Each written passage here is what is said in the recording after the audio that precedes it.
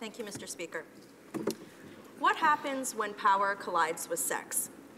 The government's response to this question and more sexual harassment and assault allegations against politically powerful people coming to light was to schedule Bill 65 for debate this week. This bill seeks to impose a new framework on Canadian employers, including members of Parliament, to prevent sexual harassment and assault. I suspect this bill will garner a large amount of support in the House. Its measures are laudable, and it's a positive step in the right direction.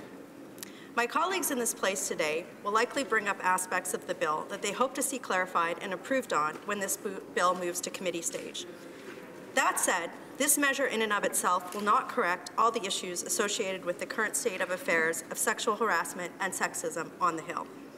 This is not said to be a knock on this legislation, but rather as a call to action to have a more honest look at our current state of affairs on the Hill and to place an onus on all of us to do more to change the culture that allows sexual harassment to occur. Let me set the scene. In Ottawa, in the sense of it being a nexus of power in Canada, it's an intense place. Leaders in all three branches of government, senior public servants, military leaders, the diplomatic corps, the parliamentary press gallery, highly paid lobbyists, smart political staff, civil society, and business leaders all converge in one tightly confined space. They are all trying to accomplish big things. Many are assertive and ambitious. Many are highly skilled at their crafts. Many hold privileged positions of influence, and many think very highly of themselves. In a highly tribal environment, where information is a commodity and blind partisanship, conformity, loyalty, and acquiescence are often traits significantly valued above judgment, compassion, or acting with dignity. When this context is taken and combined with prolonged or frequent absence from spouses, young guns who are both naive to the context and hungry to advance a career or a cause, journos that are chasing a scoop, people who just want to work and be left alone, and a whole bunch of workaholics who are single or well on their way to getting there, the issue of what constitutes appropriate sexual behavior becomes critical. Then mix in alcohol. It's used to cope, it's used to fit in, and it's used as an excuse. Further, all of us here are in precarious positions. Every time there's an election or a cabinet shuffle, everyone, all the people here, change. More importantly, this precariousness is rooted in the fact that we exist at the pleasure of our bosses, outside of the Canada Labour Code. At any moment, everyone here weighs the opportunity costs of making a complaint or committing a non-acquiescent action with the threat of quiet dismissal, being overlooked for a promotion, being shuffled out of a spot, having a nomination candidate quietly run against us, or not having our nomination papers signed at all. This is not unique to any political party, nor is the press corps immune from this either. To say that there is a power imbalance here is an understatement. And further, for all the talk of feminism and pursuit of women's rights, there isn't gender equality in the broader context of Parliament Hill. Women are still used as photo op props, included for quotas or optics, without having the authority of real decision-making automatically attached to their perceived utility. For that, women have to fight, and fight hard, and put up with being accused of not being a team player or being an insert your choice of gendered expletive here when they do. And that's only for those of us who are lucky enough to have built a platform and a profile that allows us to do that without those in the top tiers of power having to take a little bit of damage in order to suppress our voices. Women are still touched. Our hair is still stroked. Our shoulders are still rubbed. We're still given hug and cheek kisses that linger a bit too long. To fit in, we still laugh at the lewd jokes. We might even tell one ourselves to be considered safe to socialize with and to be considered one of the boys. Further, those who dare to raise issues of harassment are labeled as man-haters. Their sexual proclivities are questioned. Speculation abounds as to whether their sexual proclivities were even the cause of their experience. They are re-victimized over and over again. These things are used to control us, to demean us, and to silence us. And then there are those who say, well, why don't you just stand up for yourself? This morning, my former colleague, Megan Leslie, recounted a story to me about being at an event where a senior male pulled her close to him and told a story to a group while holding her around the waist.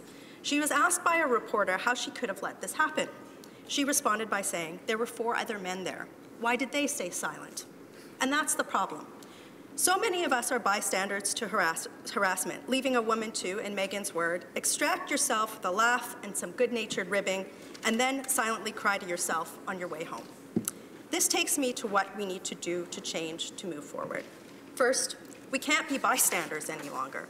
All of us should demand that Parliament adopt a clear definition of sexual harassment, what the workplace extends to, and of what consent means in the context of our workplace.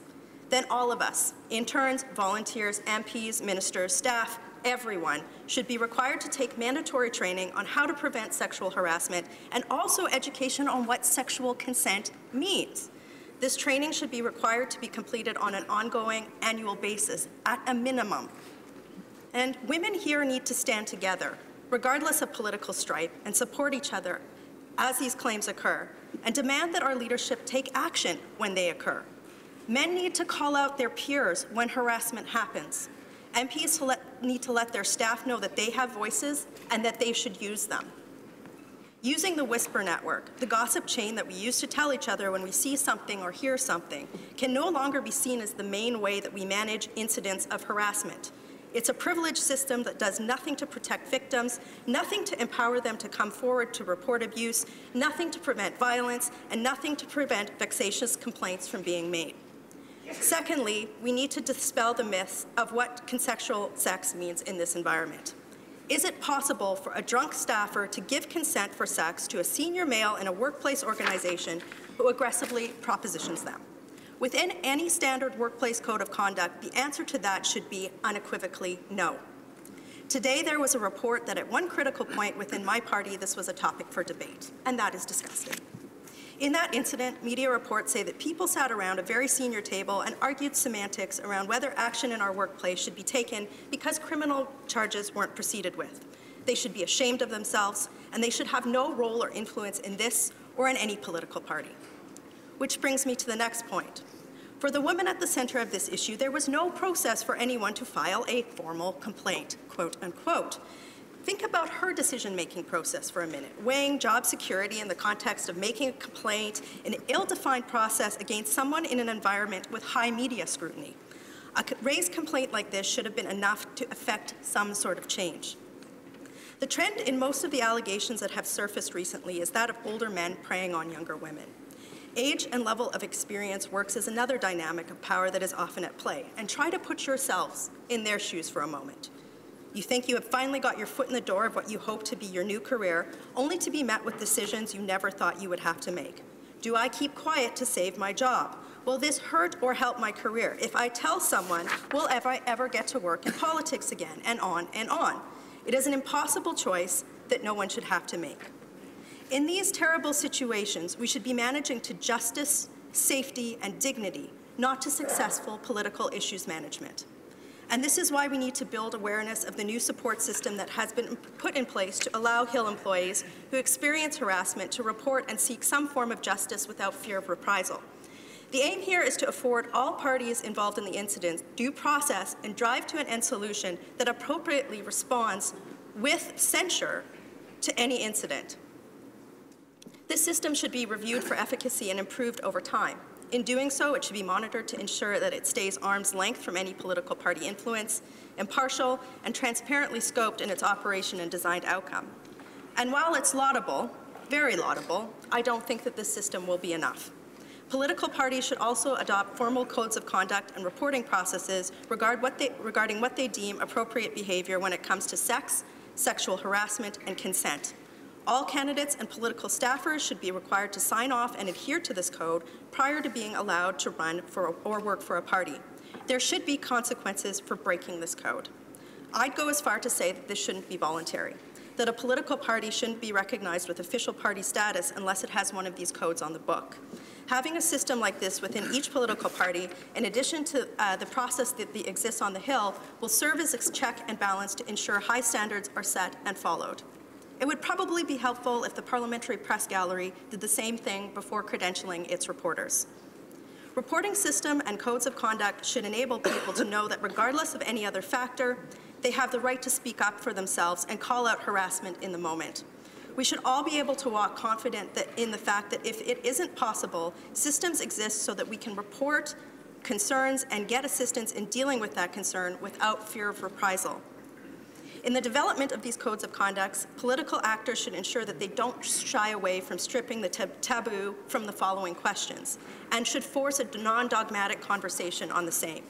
Can a direct report employee or an employee writ large truly give consent to a sexual act to their boss or to someone of higher power influence? Same question, but for a reporter to a source, a lobbyist to a client or a minister, or a diplomat to a deputy minister. Should sexual relations be permissible in these situations at all? How can someone tell when a person of influence is using sexual advances or innuendo to silence or demean them, as opposed to when someone legitimately wants to explore the possibility of an intimate liaison? Is there a difference? And should we even be having this conversation to begin with? Third, we need to stop making incidences of sexism and harassment partisan question period fodder. Every time a woman gets up and pretends that their party is more virtuous than the other, we set the bar back. Third, we all need to use some judgment to create a culture that would eventually render the necessity of such a system moot. This is where the electorate comes in. We need to collectively value guiding principles when it comes to sex and power and ensure the people that we elect reflect the same. The electorate needs to have a zero-tolerance policy as well for these types of incidences. These principles include a recognition that we all have the right to our own sexual agency. In Canada, we have the legal right to control how and when we express our sexuality and with whom. However, this does not mean acting in a way that removes someone else's dignity or failing to obtain consent. Rather, it's understanding that consent can be withdrawn at any point and that at no point is non-consensual activity legal or that assault is legal. And while a certain sexual encounter might not be illegal, it does not make it right in the context of a workplace. In practice, this means adhering to codes of conduct. It means constantly asking oneself about whether it's right to proposition someone and question the appropriateness of the method by which it's done prior to doing so. It means seeking consent for this type of attention in and of itself. It means accepting rebukes with grace, deep respect, and love. And it means accepting rebukes not with a way of seeing it as a challenge to try again. Conversely, we need to show an understanding that consensual sexual activity does not absolve us of the societal, emotional, physical health, or financial consequences that might occur when engaging in consensual sexual behavior. Regret for a consensual sexual liaison that occurs within the boundaries of legality and established codes of conduct does not constitute harassment or assault and should not be used to make vexatious complaints that diminish the legitimacy of other survivors, backlog complaint systems, and unduly destroy the reputation of others. However, this is yet another point that underscores the need to have functional codes of conduct with clear definition of harassment and consent, clear reporting systems that undertake due process free of partisanship, clear measurable consequences that fit the severity of the incident. There are many models of best practice for these types of codes of practice in corporate Canada and in civil society. The fact that we're only starting to implement them shows how deeply entrenched the power imbalance on the Hill has been.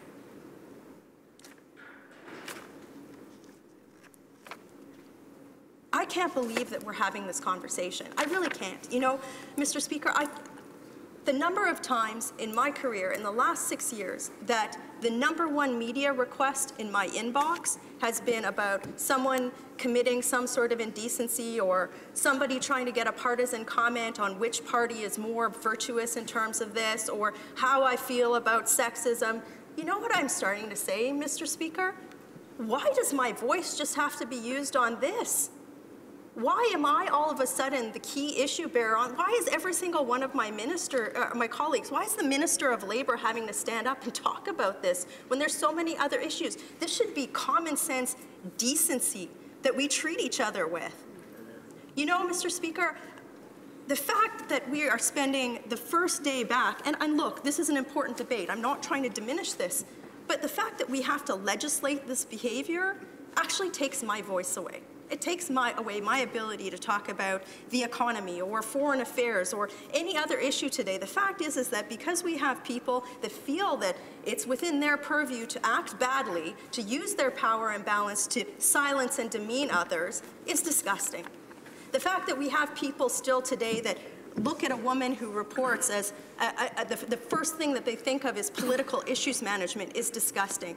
The fact that we have young women, and I don't want to make this a gendered conversation or a heterosexual conversation, because that would be completely misconstruing the context here. The fact that we have people who feel that they cannot report abuse or that they have to work and live with abuse says that we have not achieved gender equality, that we haven't achieved some sort of utopia on feminism, and worst of all, we're sitting here with the privilege of having certain rights that other people in the world don't. I can't imagine some woman, especially, for example, a Yazidi sex slave survivor, watching this debate and going, oh my God, are we really talking about this?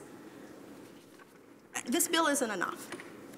It's a good step in the right direction, but you can't legislate bad behavior. You can't legislate someone choosing to use their influence or their power and balance to diminish someone else.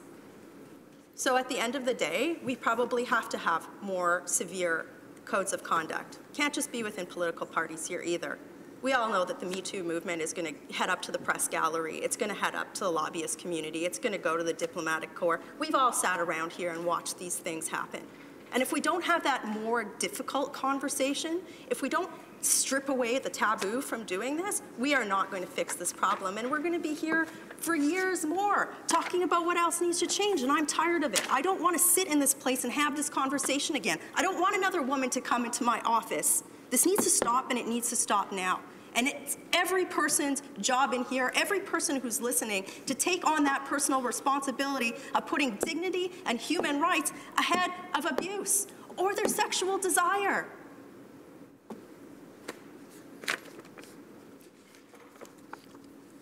Returning to Bill C-65.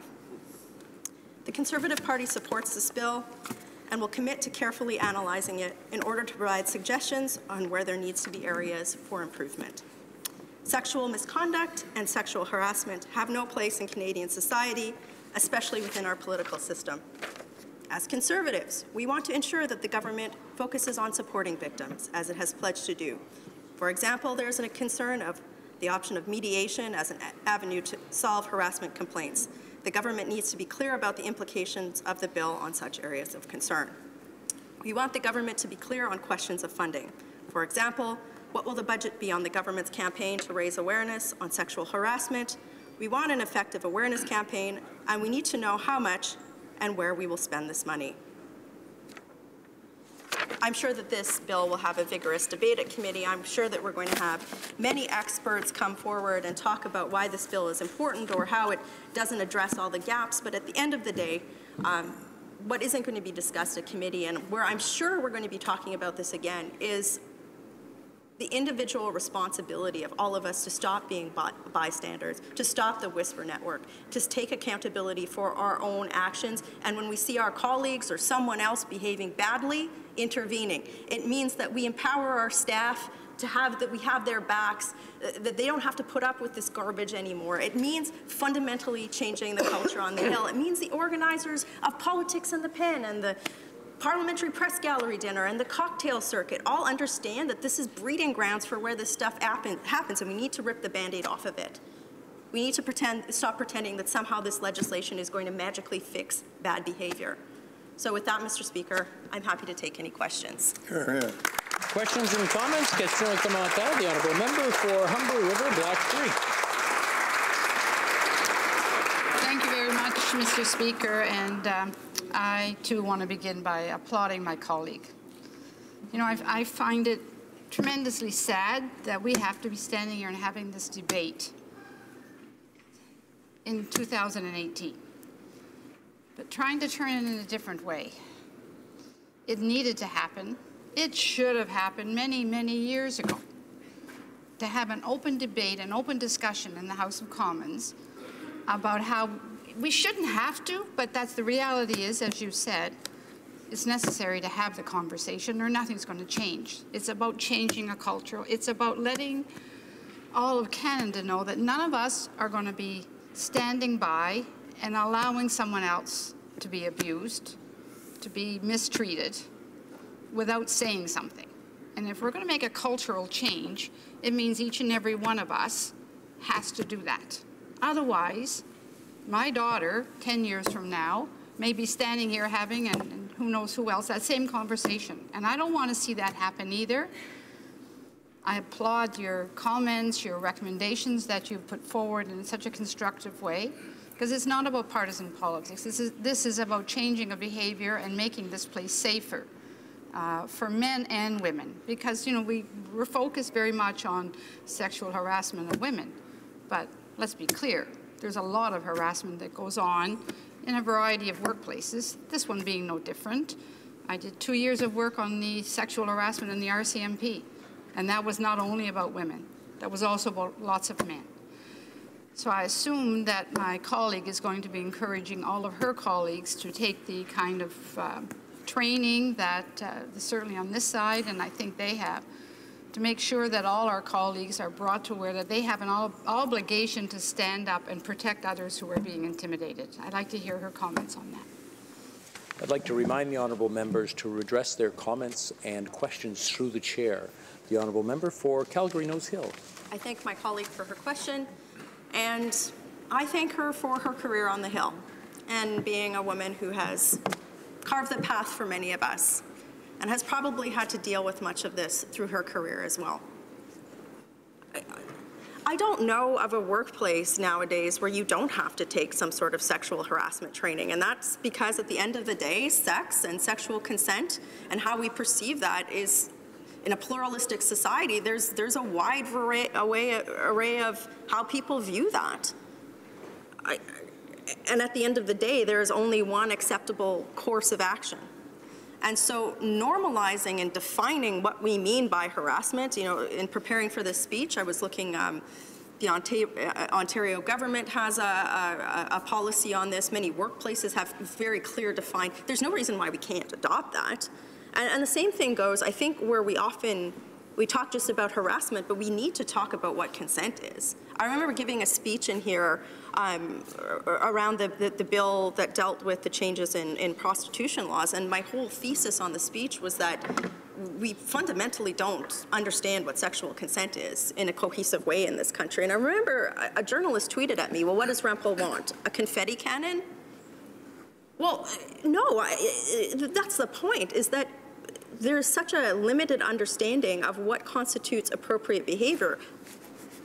And when we feel that, when we're confronted with this thing and you know it's inappropriate, you know, I go back to what Megan says, you know, the onus is on us to laugh it off or extract yourself from the situation, and there should be frameworks and behavioral codes of conduct that prevent the person who is being abused from having to defend themselves. Because that behavior shouldn't have happened to begin with, and we have a broader societal obligation to prevent it from happening. That means bosses, it means co-workers, it means friends, families, everybody. And this will not change, nothing will change until we as a society embrace that principle writ large. Questions and comments, questions et commentaires, l'honorable député de Jonquière. Merci, Monsieur le Président.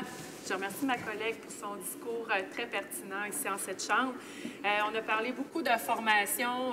Plusieurs députés, on doit suivre la formation sur la colline parlementaire, mais j'aimerais ça qu'elle apporte des suggestions. Qu'est-ce que nous devrions faire pour que, pas les ministres, pas les secrétaires parlementaires, nous sommes des personnes, les hommes et les femmes avant tout, s'engagent dans ce changement de culture-là, de faire en sorte que, oui, nous avons la formation, nous pouvons ajouter des nouvelles modifications, mais de façon concrète. On s'entend ici pour dire que les gestes posés, que ce soit de l'intimidation ou du harcèlement psychologique, physique ou sexuel, c'est inacceptable. Qu'est-ce que nous devrions faire davantage collectivement pour faire en sorte que ça n'arrive plus, tout d'abord ici au Parlement, sur la colline, avec nos employés, mais dans tous les milieux de travail au fédéral. Merci, Monsieur le Président. The honourable member for Calgary Nose Hill. Well, I think it goes without saying, and I've made the case, Mr. Speaker, that, you know, this bill and the framework that it presents is a step in the right direction. I think in the context of the Hill, I presented a very concrete example. I think that all of our political parties here should have a formal code of conduct on the books that anybody who is interacting with our party is required to be trained on and sign off on before they can carry the flag or do any work under our parties, because that'll prevent any sort of ambiguity on, well, maybe it was consent or maybe it wasn't, or actually I don't think anything wrong happened technically. No, there should be higher standards of behavior. And I guess, you know, I look at this more from the perspective of, we all know when something's wrong. We know that. Like the guy that's rubbing his secretary's shoulders every day, or the hug that lingers too long. We all know the hugger. Or the kissy cheeker, where, you know, like you know it. You know when somebody's saying something to your colleague or to you, like, oh, you know, I got something like, oh, your hairstyle is making you look less attractive. Or you know, oh, your choice of clothing, you know, this and that. Like, come on. I mean, now I'm not at the point in this career where people get the look and they know to back off. But I'm saying that from a position of power and influence. 22-year-old staffer that comes here doesn't have that power and influence. They need to learn it. And frankly, I don't like doing that. I don't like spending my day giving the finger and the death glare. You know, my colleague's question is good, but I mean, use your noodle. Don't be a jerk. Don't get hammered with a bunch of junior staffers and get in a cab with one of them and go home. I think that's pretty basic understanding of operating principles here. Questions and comments? Questions et commentaires. The honourable member for Peace River Westlock. Thank you, Mr. Speaker, and I'd like to thank my colleague for a great speech on this. I know that the minister brought up the fact that there needs to be probably a cultural shift in the whole country of Canada, and to that point, I had introduced motion M47, looking at the impacts of online sexual violence. A recent study showed that the top 88 videos that were viewed on the internet over the last 10 years, all of them had explicitly sexual content in them, and all of them contained violence. Other studies show that 80% of the population is consuming this kind of content, and to some point, that's going to be lived out in real life. So I just was wondering, I was hoping to ask the minister this directly, but I was wondering what the government is going to be doing about that. I know that a recent study from the Committee on Women's Affairs there, they just did a report, and recommendation number 5 is that the Government of Canada examine e-safety models or increase controls to prevent violent and degrading sexually explicit material from being accessed by youth under age of majority, and examine how violent and degrading sexually explicit material distorts young people's ideas of consent, gender equality, and healthy relationships. I was just wondering, Mr. Speaker, if my colleague has any comments to that. Thank you. Member for Calgary Nose Hill. You know, Mr. Speaker, I could have devoted a whole section of this speech about what the commodification of sex has done to this bad behavior symptom, right? I mean, pick up your phone, swipe left. That is where a lot of us value sex today. I think that in this context, and the reason why I put in there that in my speech that we all have our right to our own sexual agency in this country, is that we have to avoid moralizing sexual behavior in terms of how we deal with the appropriateness of it. But to my colleague's point, we also can't ignore the fact that what he mentioned, the commodification of sex, I think it has bred a bit of an environment where people think that bad behavior is acceptable. I mean, it's no longer as socially taboo to do some of the things that we've heard have happened, right? And sometimes I worry that women's sexual agency is being used as an excuse. Well, oh, she had the right to do it and she wanted it. So I think my colleague's question is very relevant. I think a lot of these issues all tie into the same sphere, but we have to stop being so prudish and so quiet about how we talk about sex and get real about how it affects our workplace.